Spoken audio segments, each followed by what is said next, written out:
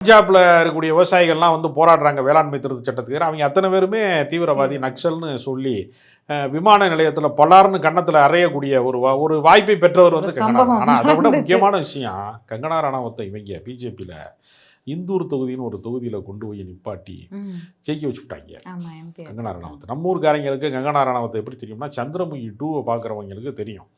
கங்கனா ரனாவத் நடிச்சதுனாலேயே சந்திரமுகி 2 ஓடலைன்னு ஒரு குரூப் சொல்லிட்டு இருக்கான். ஆமா, அது ஜோதியாவை பார்த்துட்டு எங்களால் அதை பார்க்க முடியல, அதுவும் மும்பையிலேருந்து தான் இறக்குமதி ஆச்சு எல்லாமே, இருந்தாலும் சகிக்க முடியல எங்களாலன்னு சொன்னான் சந்திரமுகி 2. அந்த கங்கனா ரனாவத் வந்து பல திரைப்படங்களில் வந்து அவங்க நடிக்கும்போது பல வித்தியாசமான கருத்துக்களை சொல்லக்கூடியவங்க. இப்போ இந்த இந்தூர் தொகுதியில் எம்பியா வந்து நிப்பாட்டிட்டாங்க. உத்தரப்பிரதேசில் இருக்க அந்த தொகுதி அவங்க எதிர்பாராத விதமாக ஜெயிச்சிட்டாங்க. அவங்க கேட்டிருக்காங்க, எம்பி ஆனா மாசத்துல வந்து வருஷத்துல ஒரு 50 நாள் போனா போதும்னு நினைச்சேன். முழுக்க இவ வருஷம் பூரா 100 150 நாளைக்கு வந்து நாடாளுமன்ற கூட்டத்தொடருங்கிற பேர்ல கூப்பிடுறாங்களே, என் கால் ஷீட் என்ன ஆகுறது?